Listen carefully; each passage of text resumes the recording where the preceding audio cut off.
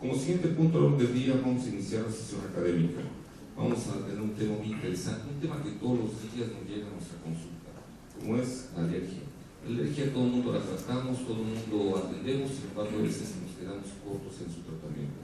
Es por eso que le pedimos al doctor Javier Muñoz que nos coordinara esta sesión. Por favor, doctor, si es tan amable. Muy buenas noches a todos. Muchas gracias por su asistencia. Y realmente me congratulo porque veo esto muy lleno. ¿Eso de qué habla? De que cada día hay más gente que se interesa por la alergia. La alergia es una de las subespecialidades de los diplomados que tiene el otorrinolaringólogo, del cual muchas veces no le tomamos la importancia de vida. Sin embargo, es algo que todos los días lo vemos. Yo en lo personal muchas veces, 70%, hasta 100% en algunas ocasiones, de mi consulta diaria es de alergia en otorrino. ¿Qué es lo que yo siempre les digo? Si no lo buscas, no lo encuentres. Yo vengo de este hospital, ahí es donde trabajo. Este hospital, el Hospital de Jesús, realmente no se llama así, se llama Hospital de la Purísima Concepción y Jesús Nazareno.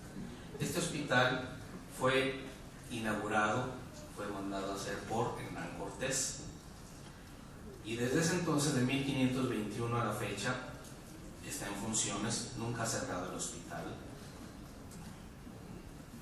Hernán Cortés, contrario a lo que todos se dicen, aquí está, aquí vive, en la iglesia que está al lado del hospital, la iglesia del Arcángel Gabriel. Eso sí, esa iglesia ya no es parte del hospital, ya la comunidad del centro se la adjudicó, pero ahí lo pueden encontrar.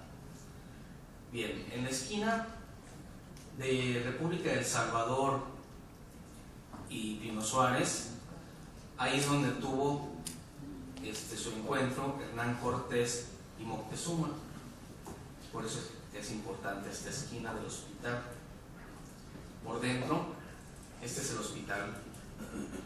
Por dentro, esto es el hospital original. De ahí en más tiene 5 pisos. Tiene 3 pisos más para un total de 5 pisos. Las consultas externas están en el segundo piso. Abajo está todo lo que es el patronato. Todo lo administrativo. Bien, ¿realmente en qué consiste la alergia en otorrinolaringología en la actualidad? Pues es el otorrinolaringólogo que maneja alergias. Este otorrinolaringólogo está entrenado para tratar de una manera integral todo el síndrome alérgico de las vías respiratorias. Y todos nos dicen, bueno, es que nosotros somos otorrinolaringólogos y manejamos vía aérea superior. Pues nada más recordemos que ya tenemos más de 15 años hablando de la vía aérea unida, en el cual, platicando con muchos profesores extranjeros, siempre te dicen, si tú estás manejando alergia y no estás manejando vía aérea inferior, pues te está faltando un pedazo. Entonces, realmente nosotros manejamos toda la vía aérea. Así como nosotros, pues existen los demás, ¿no? Existen odontólogos, otoneurólogos, laringólogos, rinólogos, plásticos faciales. Nosotros somos una ramita más de la otorrinolaringología. ¿Qué hacemos? ¿Cómo lo hacemos? Principalmente por medio de pruebas cutáneas cuando encontramos un paciente alérgico. Lógicamente es muy interesante cuando ustedes aprendan, cuando ustedes tengan ganas de ir a los cursos, se darán cuenta que nosotros hacemos historias clínicas muy integrales, hacemos historias clínicas e inclusive mucho más completas muchas veces que los alergólogos. ¿Por qué? Porque no nada más hacemos historia clínica a inhalados, no nada más hacemos historias clínicas a alimentos, también incluimos historia clínica a químicos y algunos metales. Y así hacemos un diagnóstico mucho más integral. El otorrinolaringólogo que maneja alergias tiene que aprender esto. Maneja alergias a inhalados, que es lo que casi cualquier alergólogo hace. ¿Cómo? Pues los inhalados es todo lo que está en nuestro medio ambiente. Recordemos que las alergias es todo lo que tocas, todo lo que comes y todo lo que inhalas. ¿Cuáles son las técnicas que utilizamos? El otorrinolaringólogo, sí hay, pero son pocos los que utilizan la técnica de prick. La mayor parte de nosotros utilizamos la técnica de SET, Skin Endpoint Implantation. ¿Por qué? Porque es la prueba que se ha demostrado que es la única que es cuantitativa, es cualitativa, te dice a qué eres alérgico y qué tan alérgico eres de cada elemento. Además, eso te ayuda, al tener esta prueba, eso te ayuda a que sepas por dónde empezar tu inmunoterapia. Sobre esto, ¿sí?, podemos hacer y le podemos comentar al paciente que su mejoría va a estar mucho más rápido. Nosotros normalmente les decimos a los pacientes, en las primeras 10 semanas usted tiene que manifestar cambios. Si usted no manifiesta cambios, entonces algo está faltando por investigar. Claro, existen más pruebas. Existe la técnica de MQT, la técnica, eso es una técnica combinada de otorrinos y alergólogos, donde combinamos prick test con skin endpoint. Esa también existe, realmente en México pocos las hacemos. Y la prueba de RAS, cuando el paciente es difícil, cuando es un niño, cuando nosotros realmente no podemos hacer pruebas cutáneas por alguna razón, porque es un paciente cardíaco, porque es un paciente con crisis epilépticas, bueno, podemos utilizar las pruebas de RAS. Esa es la prueba de skin endpoint, lo que les mencionaba. La técnica de skin endpoint ustedes lo van a encontrar en los libros como una técnica intradérmica de diluciones. Así es como se encuentra en los libros. Bien, también los alergólogos lo usan, sí, de una manera diferente, pero también utilizan esta técnica. Además de inhalados, que es la primera fase de nuestro tratamiento de alergias, nosotros investigamos problemas con alimentos. Realmente poco investigamos los alimentos IgE, de origen IgE. Los inhalados sí son todos IgE, ¿sí?, mediados por la inmunoglobulina E. Bien, los alimentos no necesariamente. Para eso utilizamos técnicas de provocación y neutralización, que también son intradérmicas, y utilizamos pruebas de red oral. La doctora Morissette le gusta mucho hablar y manejar la prueba de red oral. Lógicamente estamos hablando de pruebas de IgE o de las otras situaciones de Helicobacter que no se hagan tipo 1. Bien, ese es en segundo término. Solamente el 10% de los pacientes tienen alergias a alimentos. No son tan comunes, excepto que estemos hablando de reacciones cruzadas. Ahí sí son más comunes, pero eso los estamos viendo con los inhalados también. O estemos hablando de síndromes orales, que eso solamente los estamos viendo en temporada de polinización, no se ve todo el año estos pacientes. Después de esto, si tu paciente todavía no mejora la situación, ¿qué debemos de hacer?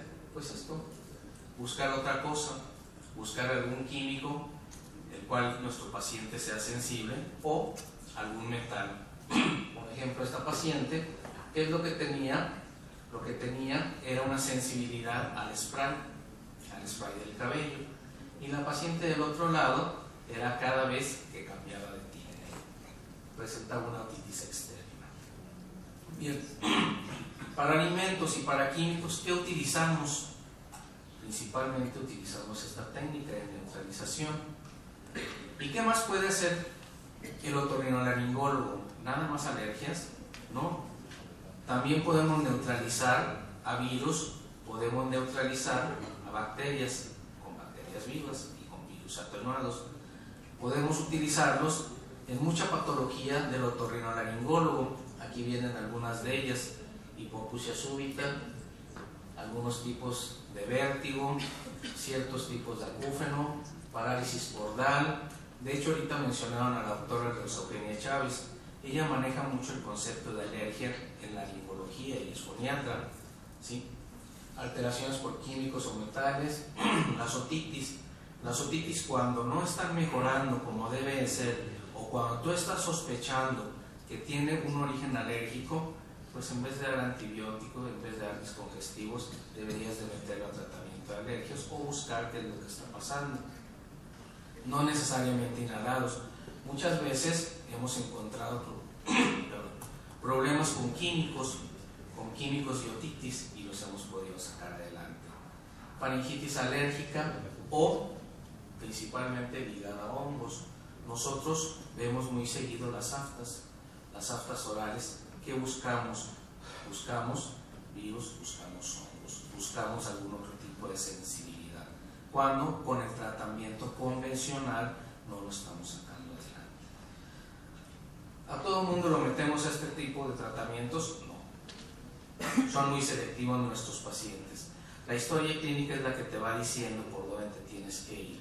Te tienes que ir por tratamientos convencionales o te puedes ir por un tratamiento de alergia inhalados o alguna sensibilidad, algún virus o algún químico. Los otorrinolaringólogos que manejamos alergia, ¿cómo hacemos esto? ¿Cómo recibimos el entrenamiento? Bueno, nosotros lo que recomendamos es que como mínimo tomemos un curso básico y un curso avanzado. En el curso básico vamos a aprender unas cosas y en el curso avanzado se aprende lo que sigue. No son lo mismo. Puedes tomar un curso avanzado, vas a aprender ciertas cosas y lo único que te interesa es aprender a neutralizar un vértigo por químicos, un vértigo por alimentos. Bueno, pues ahí es donde lo vas a aprender. O alguna hipoacusia súbita, pues ahí es donde te lo puedes aprender. Pero si lo que quieres es manejar todo el efecto o todo el concepto de alergia y sensibilidad, tienes que tomar los dos. También nosotros recomendamos que asistan por lo menos cada 2 años a los congresos de la SOMAO, de la Sociedad Mexicana de Alergia en Otorrinolaringología y Medicina Ambiental. ¿Por qué? Porque en los congresos es donde vemos cosas muy diferentes y mucho más diversas que en los cursos.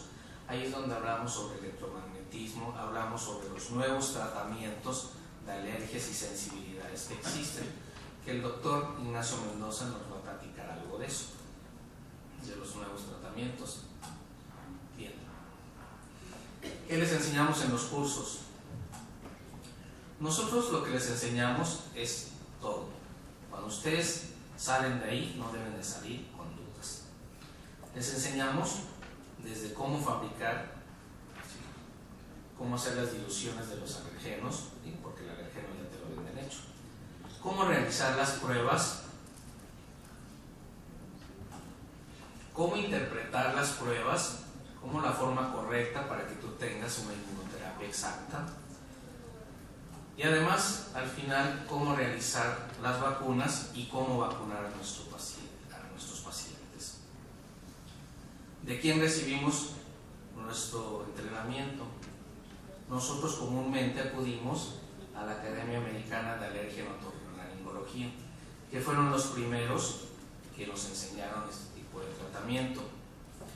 Y después nosotros también acudimos, algunos un poquito más especializados, acudimos a la Academia Americana de Medicina Ambiental, y ahí es donde empezamos a tratar todo lo que es sensibilidades.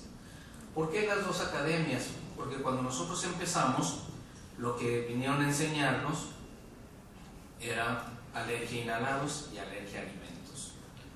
Y entonces, lógicamente, ahorita vamos a conocer al doctor Alcázar, que es el que se le ocurrió, y dijo, bueno, y si ya le hice pruebas a inhalados y le hice pruebas a químicos y no mejora, pruebas a alimentos, pues ¿qué le puede pasar al paciente? ¿Qué está pasando?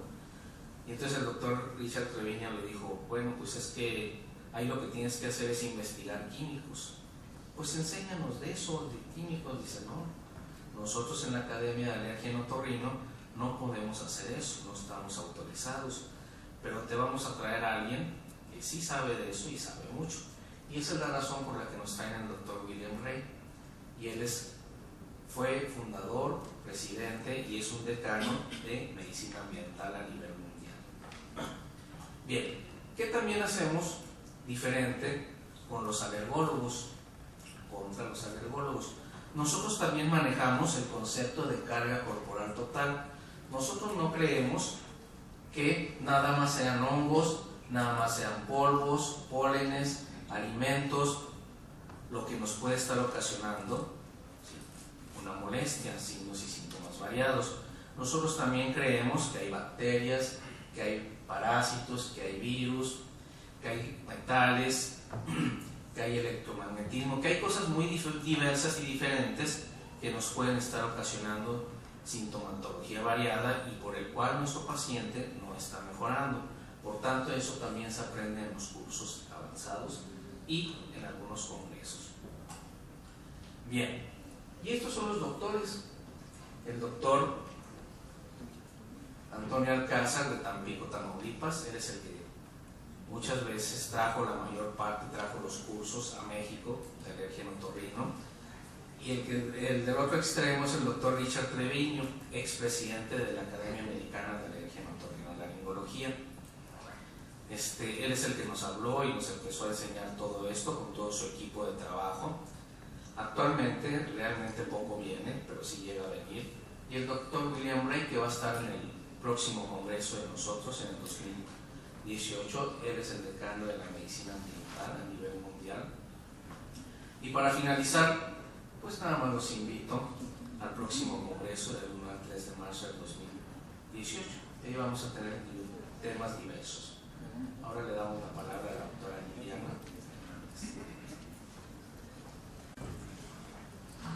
Hola, buenas noches. Muchas gracias por la invitación.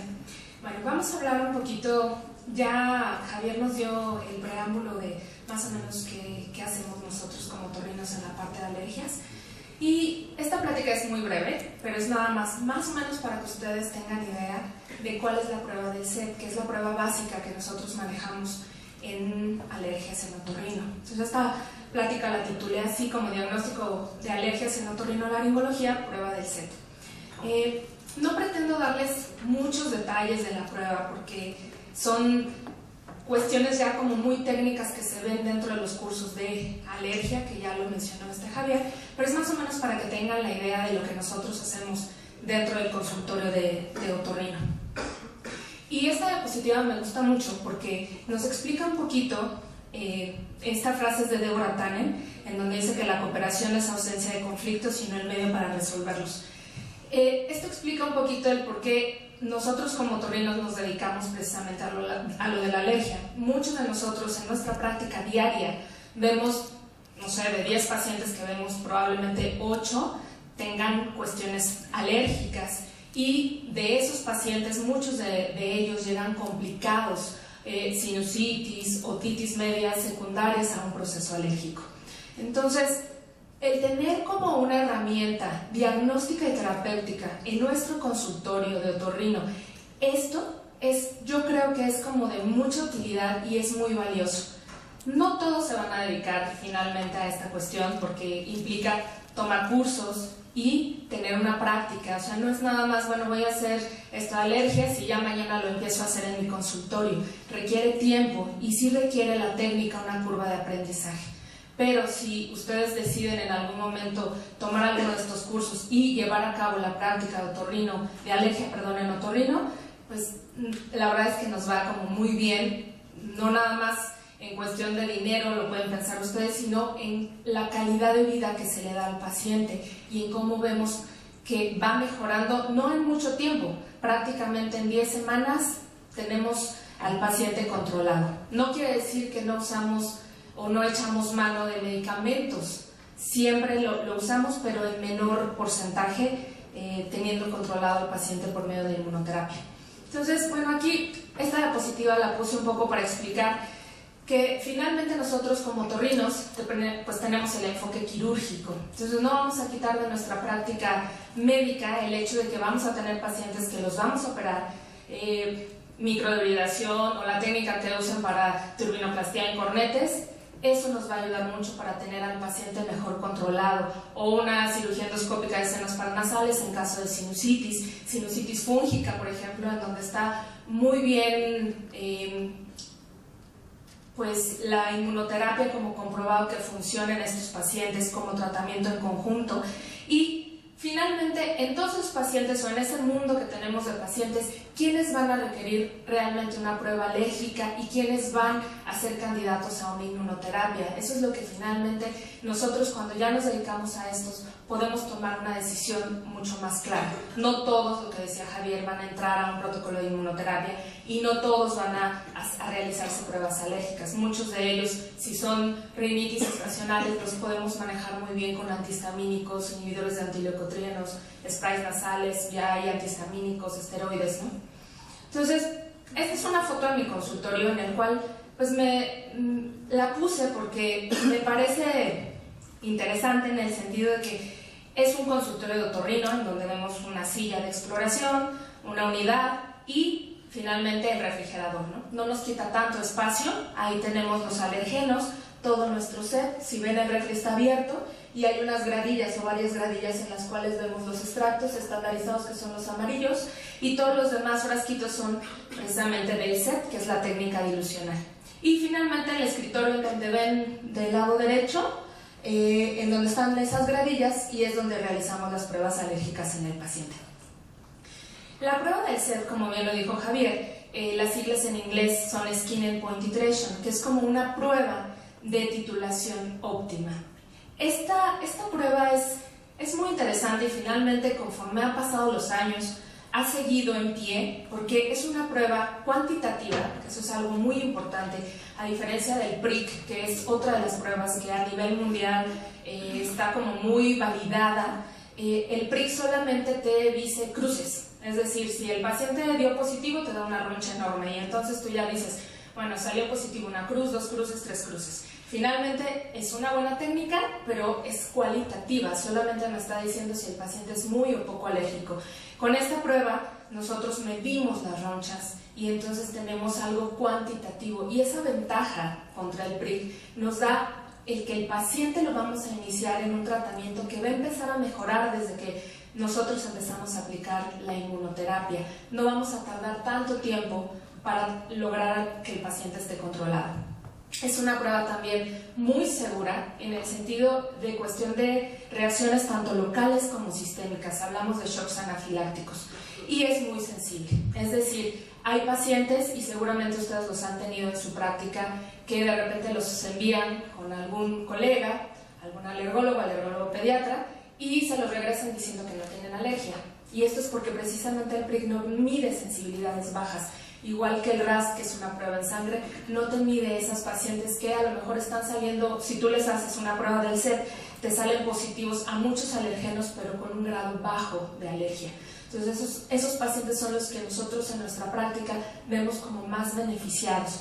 Aquí esta foto que les puse es precisamente para esquematizar un poquito que del amarillo, que es el extracto alergénico, de ahí partimos nosotros para realizar nuestro set, el cual se está prácticamente cambiando cada 3 meses, y todos los frasquitos, si ven, tienen diferente color porque del rojo es el más concentrado y el azul es el más diluido.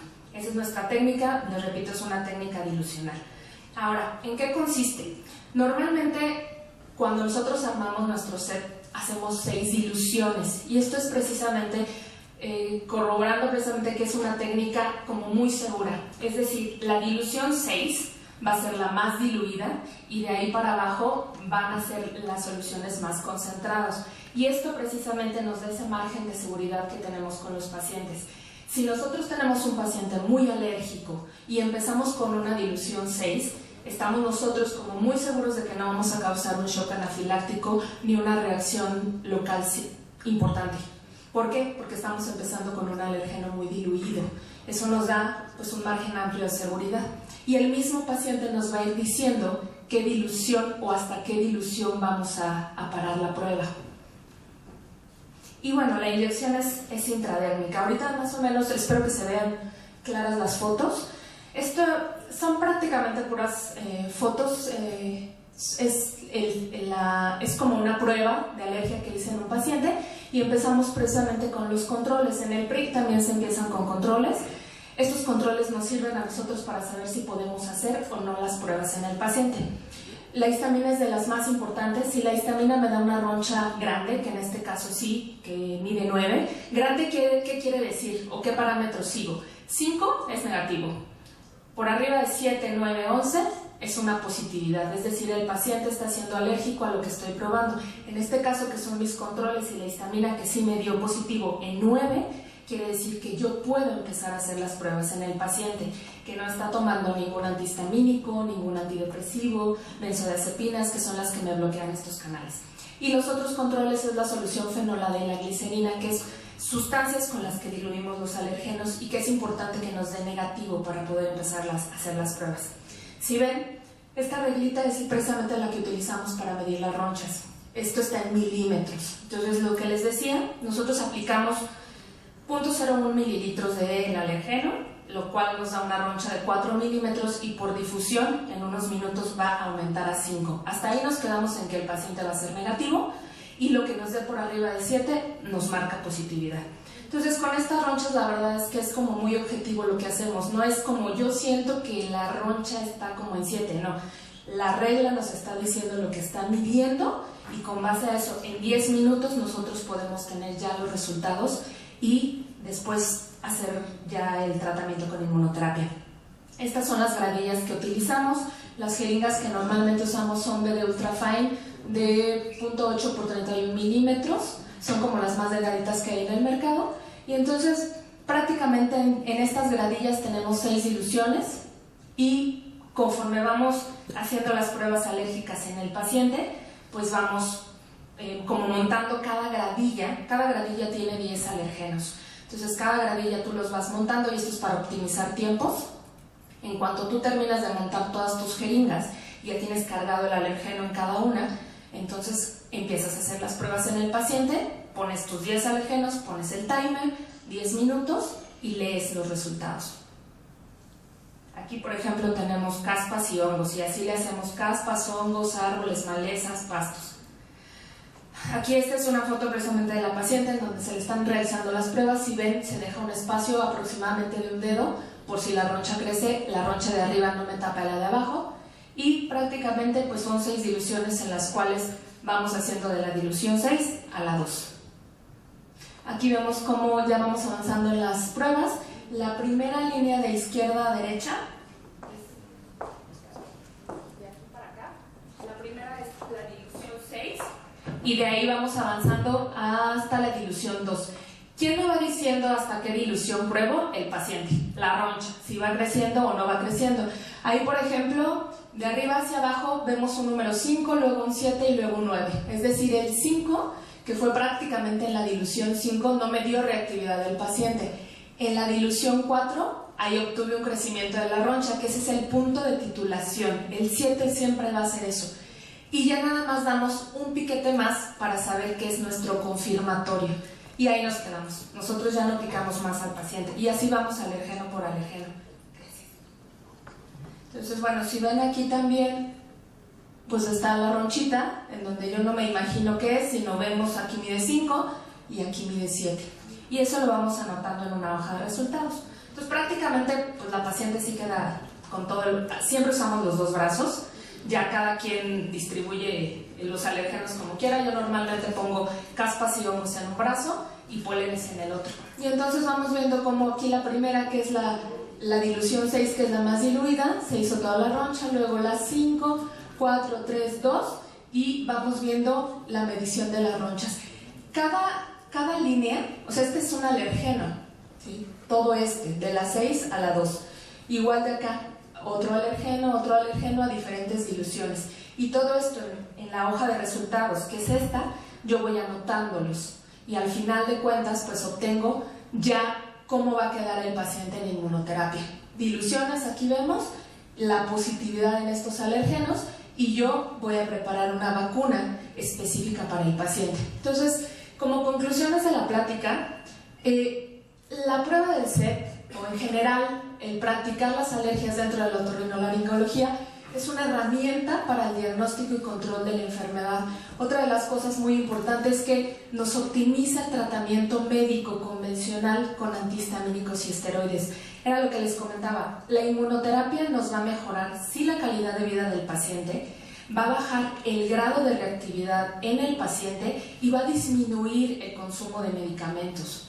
que esa es de las ventajas que nosotros vemos con la inmunoterapia. No quiere decir que ya jamás el paciente va a tomar antihistamínicos, pero lo vamos a tener más controlado, porque efectivamente nosotros no podemos mantener años a los pacientes, bueno, sí se puede, pero no es lo ideal, mantener a los pacientes diario durante toda su vida con Montelukast. Para eso sirven estos tratamientos y por eso es importante saber seleccionar a los pacientes que vamos a meter a estos protocolos. Y bueno, la prueba del SED es una opción válida, confiable y sobre todo muy segura dentro de la práctica. Y la inmunoterapia, pues esto creo que es la base de todo, va a modificar el curso natural de esta patología, mejorando la calidad de nuestros pacientes. Gracias.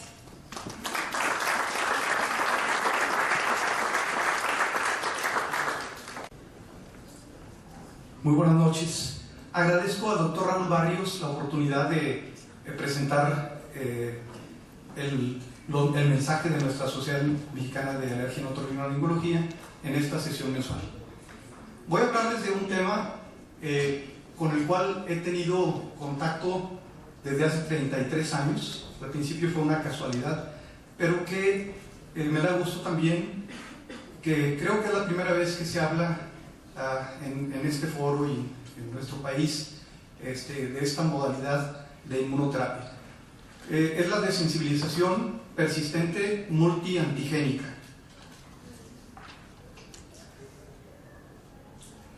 La más insignificante de las acciones siempre es mejor que la más audaz de las intenciones. Y esta es una foto un poco para ilustrar de qué va la DPM. Ahí estoy señalando el brazo, que es donde se aplica este tipo de inmunoterapia. Cuando hablamos de un paciente con rinitis alérgica, asma, alergia o sensibilidad a alimentos bioquímicos y sus múltiples comorbilidades que afectan grandemente su productividad y calidad de vida, la pregunta que todos nos hacemos en nuestro consultorio: ¿cuál sería el tratamiento ideal? Pues uno que logre el control de los síntomas en forma rápida y persistente, que actúe contra alergenos inhalantes, alimentarios y químicos. Si recuerdan la diapositiva que nos presentó Javier de la carga corporal total, yo les pido que la busquen en internet, ahí la van a encontrar con ese nombre, Total Body Load. Esa para mí es la clave para entender cómo actúa la alergia en nuestros pacientes. No es solo el alergeno individual, el polen del zacate Johnson o de tal maleza, de tal hierba. Es el conjunto de todo lo que está en el ambiente: pólenes, hongos, ácaros, polvos, pero también en ese concepto de carga total, los alimentos que el paciente está consumiendo. Y si es un paciente que trabaja en un ambiente contaminado, en industrias, en fábricas, o simplemente un ama de casa que le gusta tener muy nítida su casa, con muchos aromatizantes, con mucho cloro, todo eso crea el ambiente para la alergia. Entonces debe ser un tratamiento que actúe sobre todo esto y que logre una desensibilización que pueda ser permanente e indefinida. Si es una inmunoterapia, que las inyecciones no sean muy frecuentes. Y por último, el factor del costo, que sea accesible. Aquí tengo un ejemplo, el oral, que salió en el año 2014 en Estados Unidos, que es la primera vacuna sublingual vendida por productos farmacéuticos. ¿Cuál sería el inconveniente? Que solo va a funcionar contra 5 especies de antígenos de hierbas, y no va a hacer nada contra los hongos, contra el polvo, contra los ácaros y pues todos los demás elementos que están participando. La desensibilización persistente multiantigénica logra el control de los síntomas en forma rápida y persistente. Algo muy interesante: muchos pacientes le sacan la vuelta a los tratamientos de vacunas por los piquetes. Llegan los pacientes: doctor, le tengo temor a las agujas. Bueno, pero si le dices, ¿qué tal si va a ser nomás un piquetito cada 2 meses? En lugar de la inmunoterapia convencional, la del SED que nos habló ahorita la doctora Liliana, que la vacuna se aplica cada semana o incluso en algunos casos cada 2 veces por semana. ¿Qué tal si le dices va a ser cada 2 meses? Esa es una de las ventajas de esta nueva terapia. Esa terapia actúa contra alergenos inhalantes, alimentos y también contra químicos. Logra una desensibilización que puede ser permanente, incluso indefinida, y tiene un costo accesible. Es un método de inmunoterapia que puede ser utilizada para desensibilizar al paciente a inhalantes, alimentos y químicos. Consiste en la desensibilización del paciente con combinaciones de una amplia variedad de alergenos en dosis extremadamente bajas, aproximadamente de 10 a la menos 17 a 10 a la menos 6. En ese ínfima o minúscula concentración van los antígenos de inhalantes y de alimentos y de químicos inclusive en esta vacuna. Con una mezcla de enzimas que contiene beta-glucuronidasa. La mezcla de enzimas actúa como una linfoquina, mejorando la señalización de los efectos inmunizantes de los alergenos. La desensibilización multiantigénica persistente induce la producción de células T reguladoras activadas. Incluye mezclas de más de 300 alergenos. Básicamente las mezclas que distinguimos es la IC, que contiene polen inhalado, caspas de animales, polvo, ácaros, esporas, levaduras, incluyendo especies de cándida, hongos. Las de alimentos hay 2 concentraciones, LX o MX, que incluye más de 100 alimentos y también con aditivos de estos. Y la CF, que es la de químicos, los más comunes productos químicos, excepto insecticidas y herbicidas, también contiene formaldehído. Esta es la presentación en la que nos llegan del proveedor las vacunas. ¿Dónde quedó? Aquí está. Como pueden ver aquí, este frasquito es la beta-glucuronidasa. Aquí está la mezcla de inhalantes. La mezcla de alimentos está en 2 concentraciones, de dosis baja y de dosis mediana. Y la CF, que es la de químicos. Los antecedentes de esta inmunoterapia están en la EPD, que es en inglés es Enzymatic Potentiated Desensitization o desensibilización potenciada por enzimas, que fue creada por el Dr. Leonard McEwen en Inglaterra. Y el otro antecedente importante es la LDA, los alergenos de baja dosis del Dr. Wellman Strader en los Estados Unidos. Los antígenos que les mostré son, ahorita en este momento los obtengo del Dr. Wellman Strader, que está en Santa Fe, Nuevo México. Él es el Dr. Leonard McEwen. Él es un alergólogo inglés y desde los años 50 y tantos, empezó a investigar. Bueno, la primera publicación fue en el 67, donde habla cómo la hialuronidasa podía ayudar en el manejo de los problemas alérgicos. Lo principal que él descubre son las curvas en forma de W en las concentraciones de antígenos, y logra determinar que cuando está en la concentración alta de la W es cuando el antígeno en esa dilución va a tener su mayor efecto de desensibilización. Cuando está en la parte baja de la W incluso puede dar reacciones adversas. Si está en algunas otras concentraciones entre la cima y el valle, no va a dar resultado. También él proclamó, con el estudio original de la hialuronidasa, utilizar la beta-glucuronidasa como el elemento clave para activar esas minúsculas dosis de alergenos. Este es, en síntesis, el gran descubrimiento del Dr. Leonard McEwen. La EPD, yo les comentaba que había tenido contacto con eso hace 33 años, porque tuve la suerte de estar un año con el Dr. Jack L. Pulick. Habrán escuchado de él, quizá ya como ante referencias los jóvenes, pero los colegas de mi edad. Él es uno de los otólogos más prestigiados en los Estados Unidos. Desafortunadamente falleció. Tuve la oportunidad de estar con el Dr. Pulick, y él en el año 84 ya utilizaba la EPD. Desafortunadamente, como iba funcionando muy bien, hacia el año 2000 la FDA prohíbe la importación de esta vacuna de Inglaterra, por lo que hubo un momento entre el 2000 y 2001 que no había EPD, no había ya esta técnica en los Estados Unidos. Ahí es donde entra en acción el doctor Butch Strader, aquí en la imagen, perdón. El doctor Butch Strader nos acompañó precisamente en nuestro congreso más reciente, que fue en la ciudad de Monterrey en marzo de este año, y en este congreso el doctor Strader nos dio un curso monográfico de un día completo, hablándonos de lo que ahorita trato de pasarles en estos 10 minutos. Fue un día completo donde él nos habla de todas las características del funcionamiento inmunológico, los mecanismos de acción, etcétera, etcétera. Bien.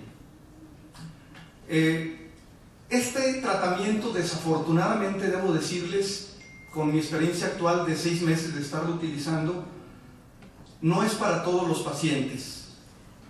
El problema está en que, así como se oye muy bonito, que no se aplica tan frecuentemente, cada 2 meses es muy razonable, que puede controlar reacciones con inhalantes, con alimentos, incluso con químicos. El inconveniente es que requiere de una preparación y una cooperación muy especial por parte del paciente. Es decir, esto lo pongo aquí porque son los folletos que se entregan al paciente, se le llama el libro rosa. Aquí ven el folleto del doctor McEwen, y este es un folleto, bueno, pasa el nivel de folleto porque son como 50 páginas que el doctor Schrader, es un booklet, un cuaderno propiamente, que el paciente tiene que leer, documentarse, porque el día que se aplica la vacuna, el día anterior a la aplicación de la vacuna y el día siguiente después de la aplicación, que se llaman los 3 días críticos, el paciente tiene que tener ciertos cuidados, una serie de cuidados que son importantes para que se logre el beneficio de la inmunoterapia. Y estos son los apoyos didácticos que se le entregan al paciente. El mecanismo de acción, tanto la DPM, de sensibilización persistente multiantigénica, la EPD y la LDA funcionan presentando dosis muy precisas y muy bajas de sustancias activadas por la beta-glucuronidasa a las células dendríticas en la piel, señalando la producción de células alergeno específicas o linfocitos T reguladores. Estos linfocitos T reguladores abordan las reacciones inapropiadas a cualquier alergeno, el mecanismo de la alergia, causadas por las células CD4 ayudadoras, las células citotóxicas CD8, los linfocitos B, y van a producir una tolerancia inmune de larga duración. Vamos a pasar esto. Las indicaciones que tiene dentro de nuestra especialidad. Menciono específicamente que son en otorrinolaringología porque las indicaciones superan nuestro campo de acción. Estas pueden tener otras indicaciones en dermatología, otras indicaciones en neumología, están indicadas en problemas de gastroenterología, en ciertas enfermedades autoinmunes, pero nuestro campo, que es el área donde yo lo he utilizado, serían estas las indicaciones. Y pues es la rinitis básicamente, el asma y todas sus comorbilidades. Conseguir la EPD o la LDA en este momento está disponible en Inglaterra con el doctor Leonard McEwen o con el doctor Schrader en Santa Fe. ¿Cómo se administra esta vacuna? Son 1 o 2 inyecciones en el antebrazo del paciente. Déjenme ver si se puede ver aquí esto.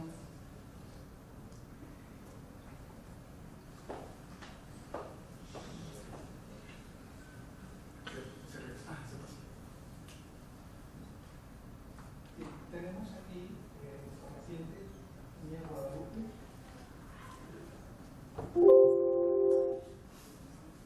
Ella tiene 11 años de edad y ha estado en tratamiento de inmunoterapia con el tratamiento basado en SET convencional desde septiembre del año pasado. Su evolución ha sido buena en general, sin embargo, ha presentado recaídas en el transcurso de los meses de enero, febrero, se mejoró ya a partir de marzo. Lo que vamos a hacer ahora es trasladar su tratamiento de lo que es la inmunoterapia convencional al nuevo tipo de inmunoterapia que conocemos como LDA. Esta inmunoterapia, por sus siglas en inglés, es Low Dose Allergens, que significa que tenemos una mayor cantidad de alergenos de los que podríamos tener en la inmunoterapia convencional, pero en muy bajas dosis. Hablamos de una millonésima de cada antígeno. Y aquí estamos utilizando alrededor de 150 diferentes antígenos, que es mucho menos comparado al tratamiento convencional. La otra ventaja de este tratamiento es que se utiliza únicamente cada 2 meses al principio, después ya se va a poder ir extendiendo la aplicación. Y tenemos la indicación también en los casos de una rinitis alérgica estacional, la rinitis alérgica perennial, y es el cambio que vamos a hacer en este caso con miaguador. La aplicación es muy simple, utilizamos una jeringa para insulina, número 30, y bien, es la jeringa Becton Dickinson de 30 unidades con la aguja 29. Tiene que ser muy preciso para poder manejar. Ahí vemos una con otra de esta paciente, las ronchas que se van produciendo y a los 10 minutos el crecimiento de las ronchas.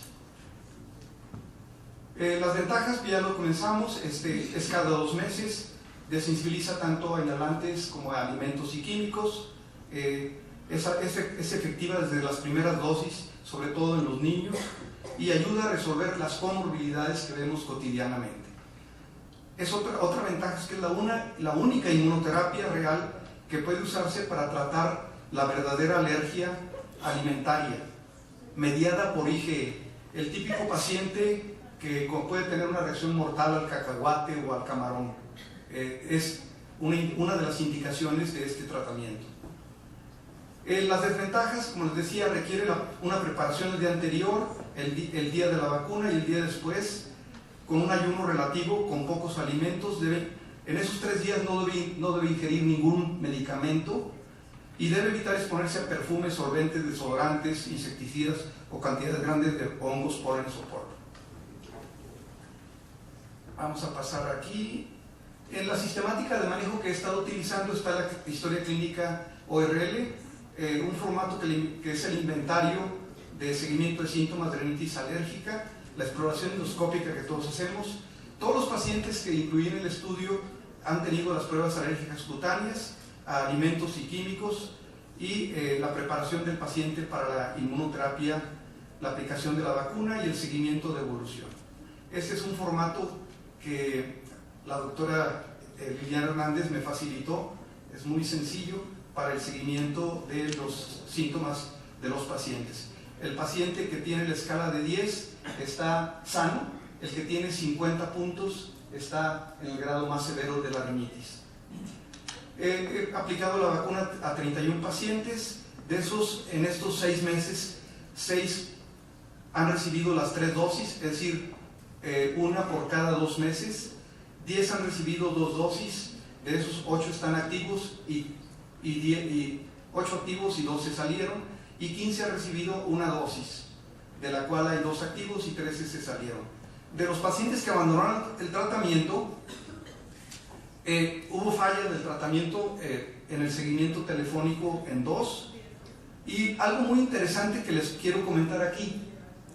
9 de los 15 que abandonaron el tratamiento, al llamarles, lo hice personalmente, me dijeron que se sentían bien, ¿sí?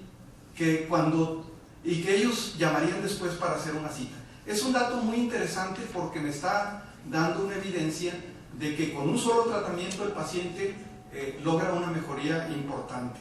Y hay 4 que abandonaron el tratamiento por los problemas con la dieta. De los pacientes que hubo el seguimiento de 3 tratamientos hasta el momento actual, hubo una mejoría de, por ejemplo, pasar de 30, en el paciente, por ejemplo,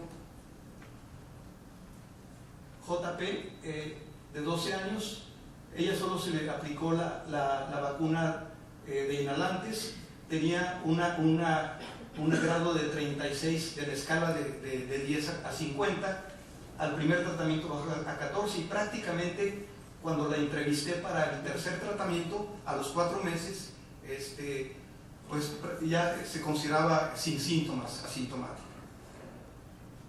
Estos son los pacientes que están en esa categoría. De los pacientes con 2 tratamientos, también estoy viendo que hay cambios importantes, como pueden ver, entre la columna de valoración inicial con esta escala y a los 2 meses de tratamiento.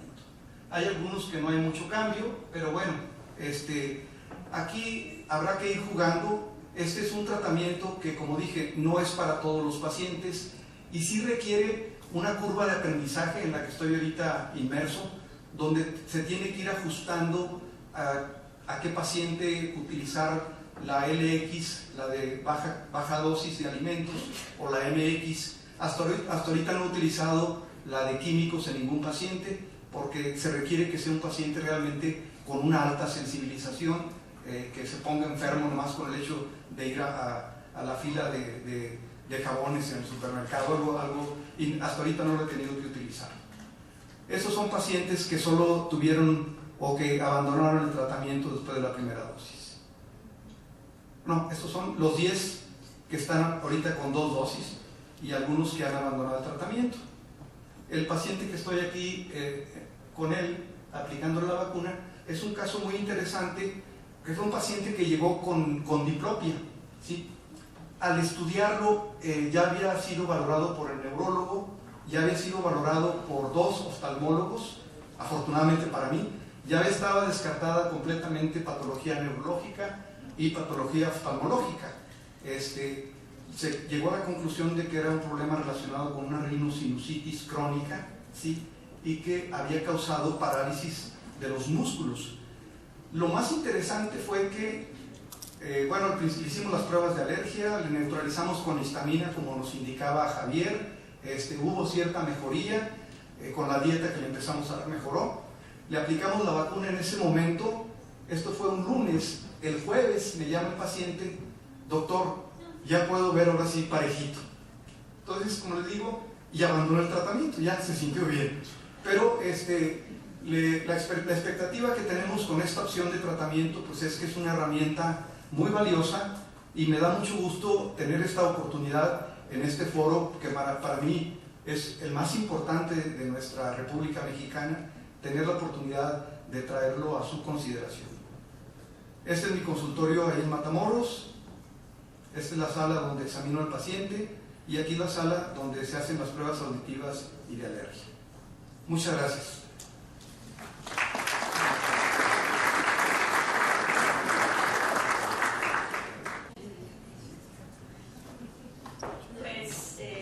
Continuando, bueno, ya para finalizar, el tratamiento del paciente alérgico pues es multidisciplinario, con lo que hemos estado viendo en este pequeño simposio. La alergia no solamente se concreta a ver alergia de asma, rinitis, dermatitis atópica. Tenemos manifestaciones tanto otorrinolaringológicas como extraotorrinolaringológicas que a veces nos llevan a pensar qué es lo que estamos haciendo realmente con esta cuestión de las alergias. La práctica que nos ha llevado en estos años a una curva de aprendizaje, nos hemos encontrado con casos de migrañas de 30 años de evolución que están originadas por procesos alérgicos y que muchos de ellos están involucrados en la cuestión de las alergias alimentarias. Entonces, una parte importante de la integración en la valoración del paciente alérgico es precisamente conocer aquellos alimentos que pudieran estar involucrados en su proceso alérgico, con miras a poder mejorar sus condiciones generales. Hablar de alergias alimentarias es también un tema un poco complicado. La prevalencia a nivel mundial es muy variada, depende mucho de las condiciones propias de la alimentación de los pacientes, de las cuestiones étnicas y sobre todo también de la edad, porque conforme se va avanzando en la edad, en algunas ocasiones vamos desarrollando problemas de intolerancia a los alimentos que nos han permitido modificar en gran medida nuestros hábitos alimenticios. Entonces, lo que nos hemos estado encontrando es que la prevalencia de las alergias alimentarias es mayor entre los niños. Y esto es importante porque hemos podido lograr mejorar las condiciones generales de un paciente alérgico pediátrico con el simple hecho de manipular la cuestión de su alimentación. Y algo muy interesante es que es mayor la prevalencia de alergia alimentaria en aquellos pacientes que ya tienen antecedentes de atopias. Para aquellos pacientes que ya tienen familiares con padecimientos alérgicos, obviamente van a tener una mayor prevalencia para desarrollar también alergias alimentarias. Se habla que el 3.6% de las consultas de primera vez en los servicios de alergología se deben a las alergias alimentarias. Entonces, eso ya constituye la quinta causa de patología más frecuente que ve dicha especialidad. Y bueno, la prevalencia es mayor cuando solamente hay la sospecha clínica, cuando nosotros nos orientamos con la clínica, con la historia clínica, y va disminuyendo conforme se va corroborando con pruebas, ya sea de titulación de niveles de IgE sépticos específicos, con las pruebas cutáneas o las pruebas de retos orales. Obviamente pues eso ya hace más objetivo el diagnóstico de la alergia alimentaria y pues esto va a disminuir de forma importante la prevalencia de la misma. Como comenté, la alergia alimentaria es más frecuente en la población pediátrica y hay antecedentes importantes que hablan que los bebés prematuros de menos de 1 kilogramo de peso en comparación con los bebés de término van a desarrollar alergias alimentarias, específicamente a la proteína de la leche de vaca por la inmadurez inmunológica que presentan sobre todo los niños que son prematuros. Sin embargo, en aquellos pacientes o en aquellos pacientes pediátricos que son sometidos a la introducción de fórmulas lácteas a edades muy tempranas, pues obviamente van a tener un mayor riesgo de desarrollar alergia sobre todo a la proteína de la leche de vaca por tiempo más prolongado que aquellos niños que son alimentados al seno materno de forma inicial. El desarrollo de la alergia alimentaria empieza con la exposición a nivel de la mucosa intestinal de los alimentos. Dependiendo del fenotipo atópico del que el paciente pueda presentar, esto es lo que nos va a llevar a una respuesta que puede ser de tolerancia, que el mismo paciente desarrolle mecanismos para no desarrollar padecimientos alérgicos o que se detone una sensibilización o una inflamación y esto da el pie a que inicie el fenómeno de la alergia alimentaria. Y bueno, pues se habla también que la exposición repetida de alérgenos ambientales en pacientes que tienen problemas de atopia van a ayudar a que haya un mal funcionamiento de los linfocitos T reguladores, desencadenando los procesos de inflamación y el desarrollo del padecimiento de la alergia alimentaria. Hablando un poquito más sobre la fisiopatología de la alergia alimentaria, se sabe que las proteínas alergénicas de la dieta son capturadas a nivel intestinal en las placas de Peyer y en los nódulos linfáticos mesentéricos por las células dendríticas. Las presentan a los linfocitos CD4 y bueno, pues esto va a hacer que se empiece a diferenciar la respuesta alérgica TH2, que es la que conocemos, que es la que desarrolla el proceso inflamatorio y por ende toda la cascada de fenómeno alérgico que se va a presentar en estos pacientes, incluyendo los procesos de anafilaxia. La mayoría de las reacciones alérgicas alimentarias están mediadas por la IgE. Sin embargo, existen otro tipo de reacciones alérgicas que son mediadas por la inmunoglobulina G y específicamente la IgG4. Esto es algo en lo que nosotros en nuestro entrenamiento, en los cursos de la SOMAO, estamos más sensibilizados e identificados para el correcto diagnóstico de las alergias alimentarias y poder dar el adecuado tratamiento para el mejor control del fenómeno alérgico, sobre todo en los niños. Cuando existe la unión del alergeno con la IgG, este se desencadena el fenómeno de degranulación de las células cebadas y los eosinófilos con la liberación de histamina, todos los mediadores químicos que son los responsables de los signos y síntomas del fenómeno alérgico. Bueno, pues el enfoque que tenemos ahora con la cuestión de las alergias alimentarias es que nos estamos enfrentando a situaciones cada vez más críticas en cuestión de alergias alimentarias. Para un paciente el tratamiento ideal del control de la alergia alimentaria es la eliminación del alimento de la dieta del paciente. Sin embargo, para algunos pacientes es muy complicado el poder suspender de su alimentación el alimento que les es agresor, y en algunas ocasiones también nos enfrentamos a que los pacientes no solamente tienen que suspender un alimento, sino tienen que suspender varios alimentos, y esto va a repercutir de forma importante incluso en sus estados nutricionales. De ahí la importancia que también nos tengamos que apoyar de un nutriólogo para poder evitar los síndromes de mala absorción a nivel intestinal y también la cuestión de los déficits alimentarios. Sin embargo, la cuestión también a lo que nos estamos enfrentando actualmente es esta cuestión de los alimentos procesados, porque en muchas ocasiones hay alimentos que están ocultos dentro de estos alimentos procesados que también son los responsables del fenómeno alérgico de los pacientes. Y tenemos que enseñarles a los pacientes precisamente a identificar este tipo de situaciones que ocurren con aquellos alimentos ocultos para evitar que incluso puedan tener reacciones alérgicas severas. Y algo que nos está ahorita impactando de forma importante pues es la llegada de los alimentos transgénicos y los que tienen los modificados genéticamente.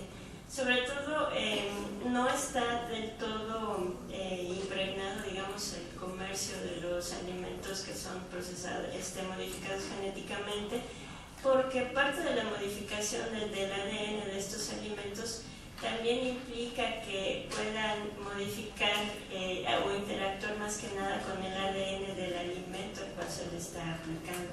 Entonces hay un caso muy interesante en que se les está poniendo ADN de pescados a las papas para poder hacer que las papas puedan estar mantenidas en temperaturas más bajas para su conservación. Y da la casualidad que ahorita estamos teniendo o se están teniendo pacientes con manifestaciones de aparentemente alergia a la papa, y resulta que no es la papa la que le está provocando el problema, sino el ADN del pescado que se le está transponiendo a estos alimentos.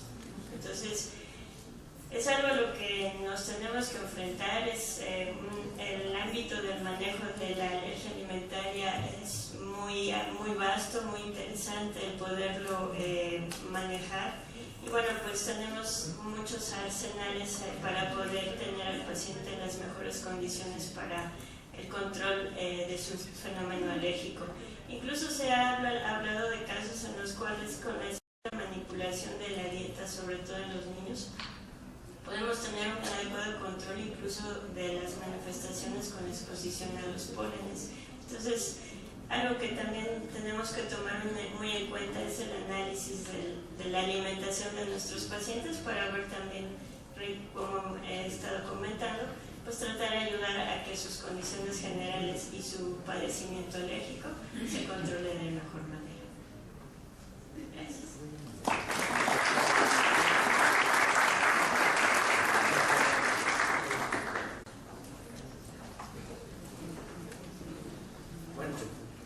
como nos dimos cuenta, nosotros los otorrinolaringólogos que manejamos alergias tenemos muchas maneras de diagnosticar un paciente y empezarlo a manejarlo de diferentes maneras. Todo eso se puede aprender en los cursos y se puede ver cosas más nuevas en los congresos. Ahora, la última fase nada más es si existe alguna pregunta por parte de ustedes para alguno de los panelistas. Si no hay preguntas,